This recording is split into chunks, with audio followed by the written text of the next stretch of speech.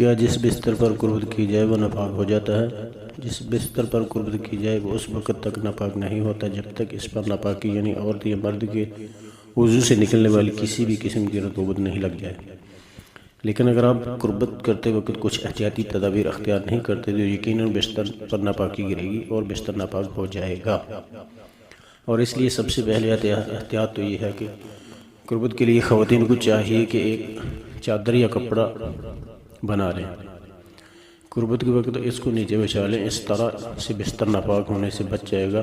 اور بستر پر ناپاکی موجود نہیں رہے گی، کیونکہ عورتوں کے لیے بستر کو بار بار دھونا کسی مشکل سے کم نہیں ہوتا اور وہ اس کو نظر انداز کر دیتی ہیں، اور وہی بستر کئی دن تک استعمال ہوتا رہتا ہے، جو کہ آپ کی کئی قسم کے اعمال کو ضائع کرنے کا سبب بن جاتا ہے، اور آپ اکثر پاک کپڑوں کو بھی ناپاک کر لیتے ہیں۔ اس طرح جن کپڑوں میں قربت کی جائے اس کے بارے میں بھی سوال ہوتا ہے کہ وہ ناپاک ہو جاتے ہیں، تو یقیناً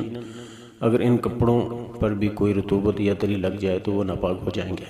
اس سے بچنے کے لیے مرد اور عورت کو چاہیے کہ جب تک وضو اور باقی ناپاک حصوں کو اچھی طرح صاف اور خشک نہ کر لیا جائے تب تک وہ کپڑے پہنے جائیں۔ اور بہتر یہ ہے کہ اگر اسی وقت غسل نہیں کرنا چاہتے تو کم از کم ناپاک حصوں کو اچھی طرح دھو لینا چاہیے، اور یہ سنت بھی ہے۔ اگر فوری غسل نہیں کرنا تو ناپاکی کو دھو کر وضو کر کے سونا چاہیے۔ اگر روزے کی حالت میں بستر پر احتلام ہو جائے تو پورا بستر ہر بار دھویا جائے گا، جبکہ شکوک کی بنا پر کہ شاید بستر خراب نہ ہوا ہو، اگر غالب گمان یہ ہو کہ احتلام کی صورت میں بستر پر ناپاکی لگ گئی ہے، اگر وہ ناپاکی بستر میں جذب ہو چکی ہے، اگر وہ ناپاکی بستر میں جذب ہو چکی ہے تو پورے بستر کو دھونا لازم نہیں، بلکہ اسے پاک کر لینے کے لیے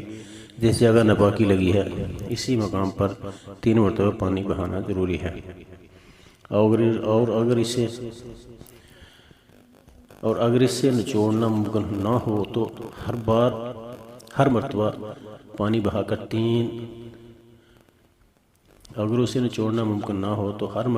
بہا کر اتنی دیر چھوڑ دیا جائے کہ اس سے پانی ٹپکنا بند ہو جائے۔ 3 مرتبہ ایسا کرنے سے وہ بستر پاک ہو جائے گا۔ بستر صرف پوچھا لگانے یعنی 3 مرتبہ گیلا کپڑا پھیرا جائے